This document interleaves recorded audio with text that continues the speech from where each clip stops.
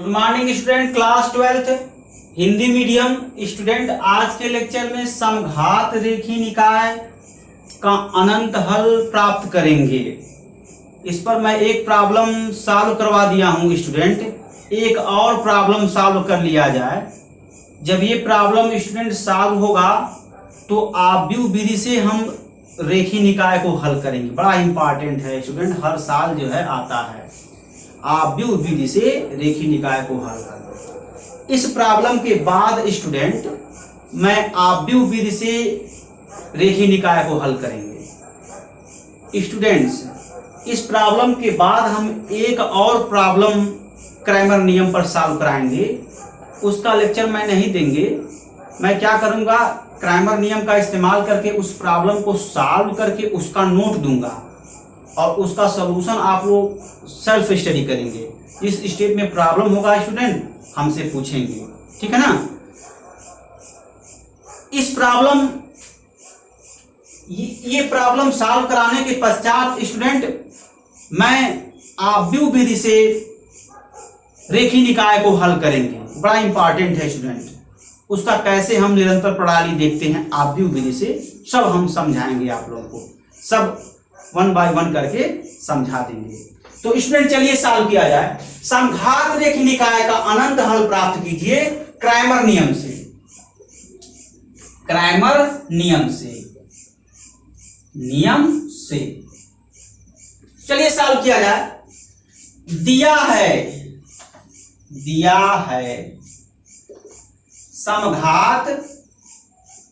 समघात रेखी निकाय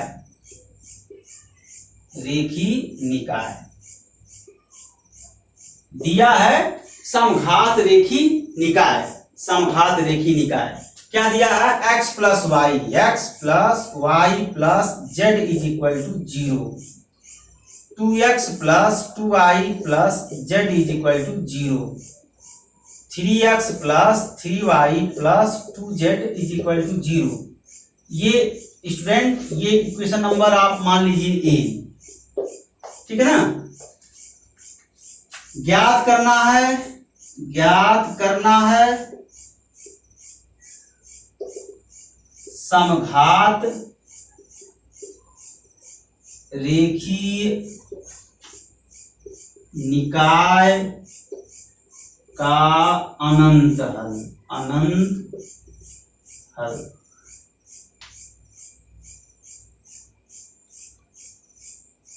स्टूडेंट समघात रेखी निकाय का अनंत हल ज्ञात करना है। तो चलिए ज्ञात किया जाए।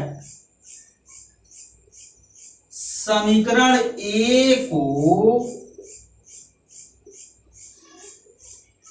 समीकरण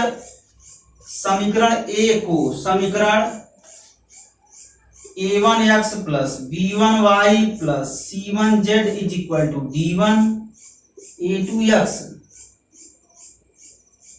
plus b2i plus c2z is equal to d2, a3x plus b3y plus c3z is equal to d3।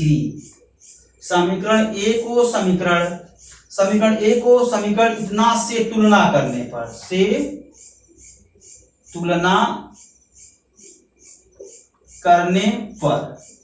समीकरण ए को समीकरण इतना से तुलना कर दीजिए स्टूडेंट। तुलना करेंगे तो क्या होगा, a1 is equal to 1, a2 is equal to 2, a3 is equal to 3, b1 is equal to 1, b2 is equal to 2, b3 is equal to 3, c1 is equal to 1, c2 is equal to 1, c3 is equal to 2, d1 is equal to d2 is equal to d3 is equal to 0, ठीक है ना। जब तुलना कर देंगे a1 is equal to 1, a2 is equal to 2, a3 is equal to 3, b1 is equal to 1, b2 is equal to 2, b3 is equal to 3, c1 is equal to 1, c2 is equal to 1, c3 is equal to 2, d1 is equal to d2 is equal to d3 is equal to 0, ठीक है ना। तुलना करेंगे तो ये मान प्राप्त हो जाएंगे। इन जनरली आप लोग यहां तक तो समझते ही हैं स्टूडेंट, ठीक है ना। चलिए अब क्या किया जाए, क्राइमर नियम लगाया जाएगा। अगला स्टेप में हम क्राइमर नियम लगाते हैं स्टूडेंट। चलिए लगाया जाए क्राइमर नियम। क्राइमर नियम से स्टूडेंट, क्राइमर नियम से क्राइमर नियम से क्या होगा student? x is equal to d1 upon D, y is equal to d2 upon D, z is equal to d3 upon D. D non zero होता है, लेकिन जरूरी नहीं है स्टूडेंट नॉन जीरो। अगर डी नॉन जीरो होगा तो इस केस में यूनिक सोल्यूशन आता है, लेकिन यहां पर होमोजीनियस के केस में यानी समघात रेखीय निकाय के केस में डी नॉन जीरो नहीं आता है स्टूडेंट, ठीक है ना। समघात रेखीय निकाय के केस में अगर डी नॉन जीरो आ गया तो क्या आता है? ट्रिवियल सॉल्यूशन बनता है। समझ रहे हैं ना? समघात रेखीय निकाय के केस में अगर डी नॉन जीरो आ रहा है तो ट्रिवियल सॉल्यूशन बनता है, अर्थात शून्य हल प्राप्त होता है। लेकिन यहां पर क्या होगा? इस प्रॉब्लम में स्टूडेंट डी जीरो आएगा, d1 d2 d3 भी जीरो। तो सो स्टूडेंट ये सब नहीं लिखते हैं, बाकी यहां तक लिख लेते हैं, ठीक है ना। अगर कहीं मैं लिखा होगा इसके पिछले प्रॉब्लम में, उसको सही कर लीजिएगा बस। अब क्या करेंगे? डी कैलकुलेट कर लिया जाए स्टूडेंट। डी कैलकुलेट कैसे होता है? D a1 a2 a3 b1 b2 b3 c1 c2 c3। तो a1 a2 a3 क्या है? 1 2 3 1 2 3 1 2 3 और क्या है? 1 1 2 1 1 2। स्टूडेंट सारणी के गुणधर्म से डी का मान जीरो हो गया। कैसे डी का मान जीरो हो गया? आप सारणी के गुणधर्म में पढ़े होंगे, अगर किसी सारणी के दो कॉलम बराबर हो जाता है तो ऐसे में उस सारणी का मान शून्य होता है। तो यहां पर दो कॉलम बराबर है, c1 बराबर c2 है, तो ऐसे में डी का मान शून्य होगा। सो स्टूडेंट शून्य हो गया। यहां लिख दीजिए c1 is equal to c2। सारणिक के गुण धर्म से, सारणी के गुणधर्म से ये होता है स्टूडेंट। अब आगे बढ़िए स्टूडेंट।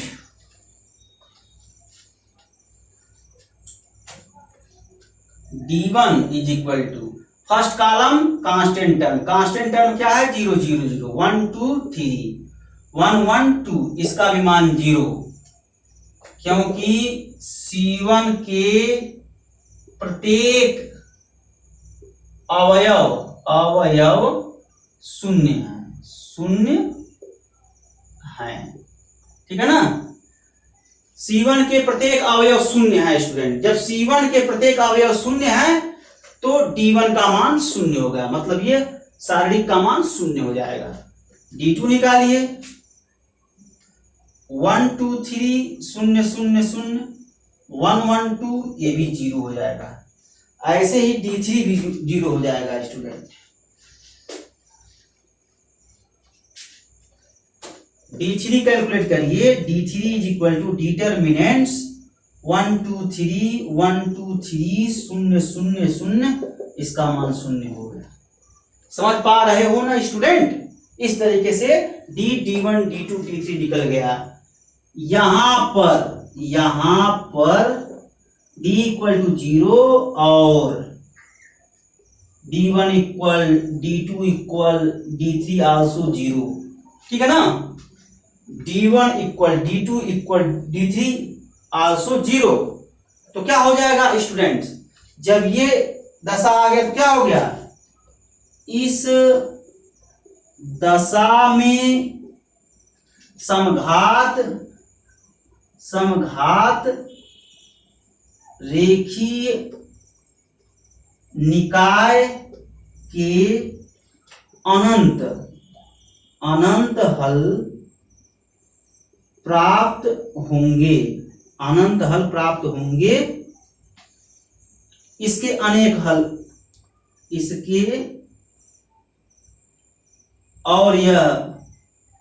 और यह निरंतर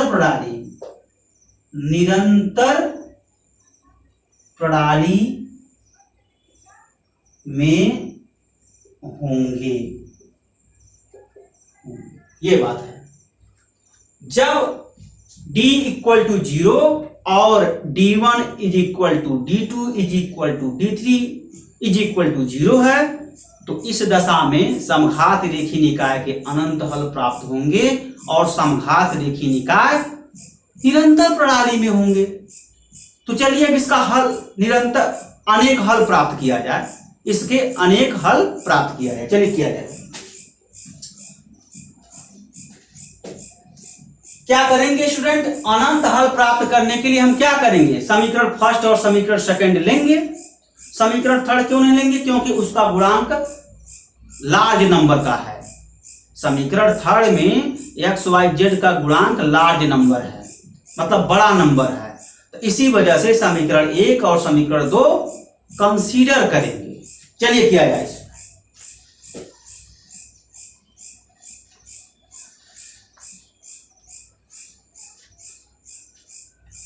तो समीकरण 1 क्या है? x plus y plus z, x plus y plus z is equal to 0। और क्या है? 2x plus 2y plus z, 2x plus 2y plus z is equal to 0।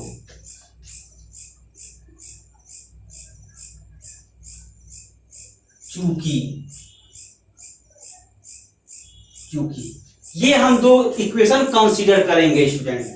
इसको आप मान लीजिए फर्स्ट, इसको सेकंड मान लीजिए। फर्स्ट थर्ड नहीं कंसीडर करेंगे। क्यों? क्योंकि एक्स वाई जेड का गुणांक बड़ा नंबर है।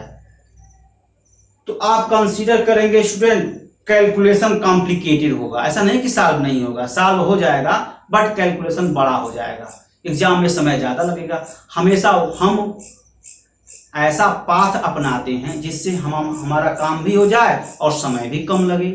इसी वजह से मैं फर्स्ट और सेकंड कंसीडर किया। आप फर्स्ट थर्ड को भी देकर सॉल्व कर सकते हैं, बट स्टूडेंट थोड़ा समय ज्यादा लगेगा। ठीक है ना, ये चीज है। अब देखिए स्टूडेंट, अब क्या मानेंगे? अगर स्टूडेंट z बराबर k मानेंगे तो यहां पर d क्या बन जाएगा? d 0 होगा तो सॉल्व कर पाएंगे? नहीं सॉल्व कर पाएंगे। इस वजह से स्टूडेंट x बराबर k मानेंगे यहां पर। ठीक है ना, जैसे मैं आपको थोड़ा बता रहा हूं। मान लीजिए, आप मान लिए z बराबर k मान लिए, तो x plus y plus k बराबर 0, 2x plus 2y plus k बराबर 0, तो x plus y is equal to minus k, और 2x plus 2y is equal to क्या हो जाएगा स्टूडेंट? ये हो जाएगा आपका माइनस के। जब यहां से x निकालेंगे ना स्टूडेंट डिटर्मिनेंट से, x का मान क्या होता है? d1 अपान d होता है। तो d1 कैसे बनाते हैं? d1 का पहला कॉलम कांस्टेंट टर्म होता है। तो कांस्टेंट टर्म क्या है? माइनस के, और दूसरा कॉलम क्या होता है? y का गुणांक होता है 1 2 बटे d x का गुणांक 1 2 1 2। बताइए स्टूडेंट, हर में क्या आ रहा है? इसका मान जब निकालेंगे तो -2k प्लस के अपान क्या हो जाएगा? -2k प्लस के अपान 2 -2 होगा। तो क्या हो जाएगा? -k अपान 0। यहाँ x का मान वेल डिफाइंड है स्टूडेंट, -k अपान 0। x का मान वेल डिफाइंड नहीं है। आप देख रहे हैं ना, x का मान वेल डिफाइंड नहीं है। जब x का मान वेल डिफाइंड नहीं, मतलब परिभाषित नहीं है, x का मान इनफाइनाइट आ जा रहा है, मतलब x का मान अनंत आ जा रहा है। तो आप क्या देख रहे हैं स्टूडेंट? हम यह देख रहे हैं स्टूडेंट कि जब हम z बराबर k ले रहे हैं तो x का मान अनंत आ रहा है, यानी x का मान परिभाषित नहीं आ रहा है। तो ऐसे में स्टूडेंट हम z का मान k लेकर सॉल्व नहीं करेंगे। देखिए, आप यहां ध्यान से देखिए, एक बार मैं फिर से, बड़ा एक इंपॉर्टेंट पॉइंट है। जब हम z का मान k लेकर सॉल्व कर रहे हैं, जब हम z का मान k लेकर सॉल्व कर रहे हैं, तो देखिए यहां से x y में युगपत समीकरण बना, और जब इस युगपत समीकरण पर हम क्राइमर नियम लगा रहे हैं, तो देखिए स्टूडेंट, x का मान क्या आ रहा है? -k अपान 0 आ रहा है। तो x का मान क्या आ गया? इनफाइनाइट आ गया। तो x का मान परिभाषित नहीं आ रहा है। इसी वजह से स्टूडेंट यहां z का मान k लेकर सॉल्व नहीं करेंगे, आप x का मान k लेकर सॉल्व करेंगे। बात समझ पा रहे हैं ना मैं क्या कह रहा हूं? कहने का मतलब यह है स्टूडेंट, आप यहां मानेंगे, माना कि माना कि x इज इक्वल टू के, आप x इज इक्वल टू के लेंगे। जैसे आप हमसे क्वेश्चन पूछ सकते हैं कि सर इसके पहले वाले प्रॉब्लम में वहां z इज इक्वल टू के मान रहे थे, तो बिल्कुल सही है स्टूडेंट, आप z इज इक्वल टू के मानिए। जब z is equal to k लेकर हम काम कर रहे हैं तो x का मान इनफाइनाइट आ जा रहा है स्टूडेंट, हमको x का मान फाइनाइट चाहिए ना, यहां तो x का मान इनफाइनाइट आ रहा है। इसी वजह से student z is equal to k लेकर, sorry x is equal to k लेकर काम करेंगे। तो वही मैं किया हूं, माना कि x इज इक्वल टू के, इसी वजह से काम किया जा रहा है। तो कर दीजिए x इज इक्वल टू के फर्स्ट और सेकंड में रखने पर फर्स्ट और सेकंड में रख दीजिए। तो k plus y plus z is equal to 0, तो y plus z is equal to minus k, ऐसे 2k plus 2y plus z is equal to 0। ठीक है ना स्टूडेंट, यही इसमें करते हैं और ये आपका हो जाएगा 2y plus z is equal to minus 2k, तो y plus z is equal to minus k और 2y plus z is equal to minus 2k, यही है स्टूडेंट। अब ये इक्वेशन नंबर 3 हो गया, ये इक्वेशन नंबर 4 हो गया। अब यहां पर क्राइमर नियम लगा दीजिए, इक्वेशन 3 और 4 में क्राइमर नियम लगा दीजिए, ठीक है ना। तो लिख दीजिए यहां समीकरण 3 और समीकरण 4 में क्राइमर नियम लगाने पर लगाइए। यहां से किसका किसका मान निकलेगा, जिसमें इक्वेशन हो, इक्वेशन किसमें है, y और z में है, तो y z का मान निकाल लीजिए।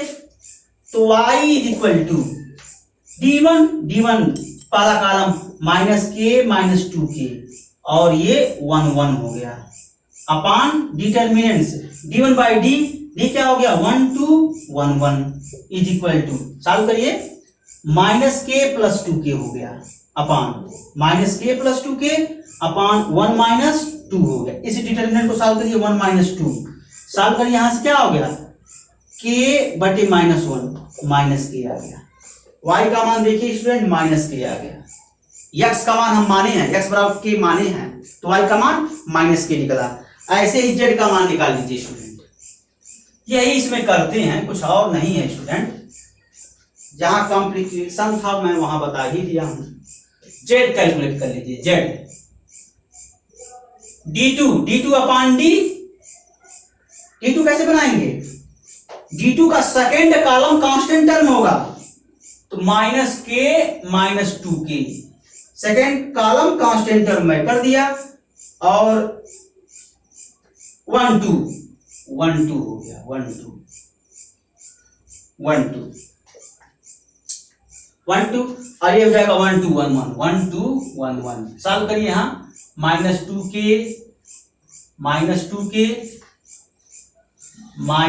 माइनस 2k अपान क्या हो जाएगा 1 माइनस 2 क्या होगा minus 2k plus 2k upon minus 1 0 upon minus 1 0 हो गया।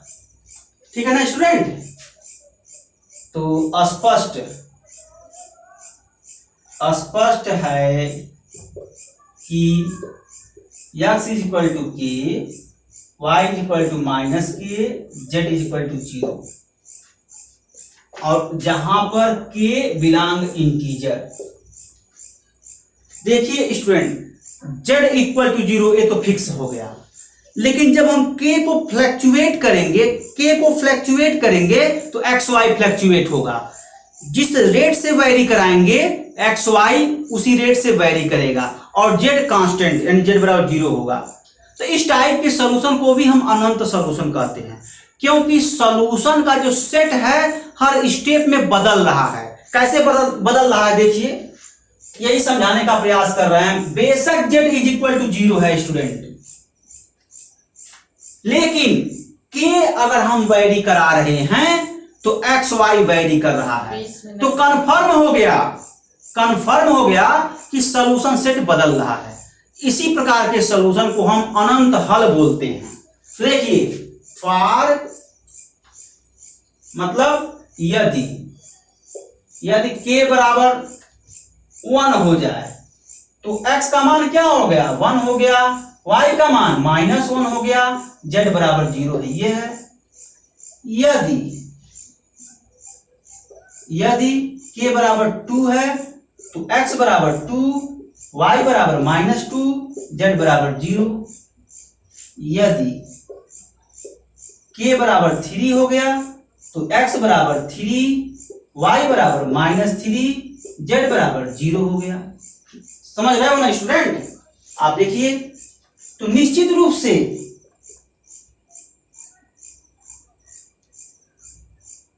ठीक है ना, हम कह सकते हैं कि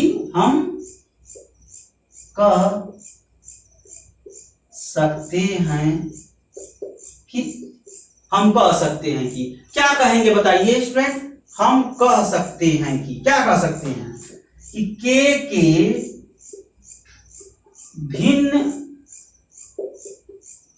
भिन्न मान के लिए x तथा y के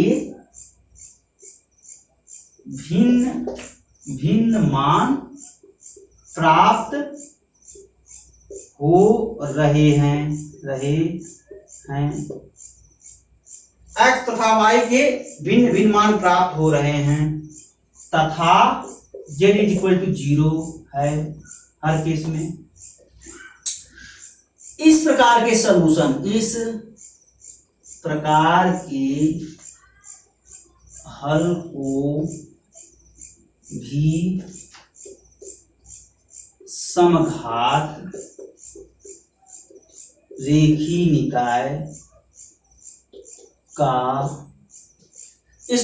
हल को भी समघात रेखीय निकाय का अनंत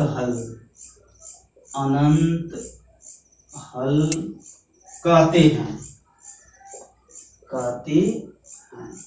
समझ में आ गया स्टूडेंट? यह आपका कंप्लीट सॉल्यूशन है, ठीक है ना? ये आपका कंप्लीट हो गया स्टूडेंट। थोड़ा सा इसमें कॉम्प्लिकेशन है। इसके पिछले वाले प्रॉब्लम में हम z = k लेकर सॉल्व किए थे, लेकिन इस प्रॉब्लम में x = k लेकर सॉल्व किए हैं। क्यों किए हैं? क्योंकि जब हम z = k लेकर सॉल्व कर रहे थे तो x का मान अनंत आ जा रहा था। जब हम z = k लेकर सॉल्व कर रहे थे तो x का मान अनंत आ जा रहा था। इसी वजह से x = k लेकर सॉल्व किए हैं, ठीक है ना? ऐसे प्रॉब्लम को सॉल्व करते हैं। तो स्टूडेंट, आज का लेक्चर समाप्त हुआ। अगले लेक्चर में हम आव्यूह विधि से रेखीय निकाय को हल करेंगे। Thanks students. ओके।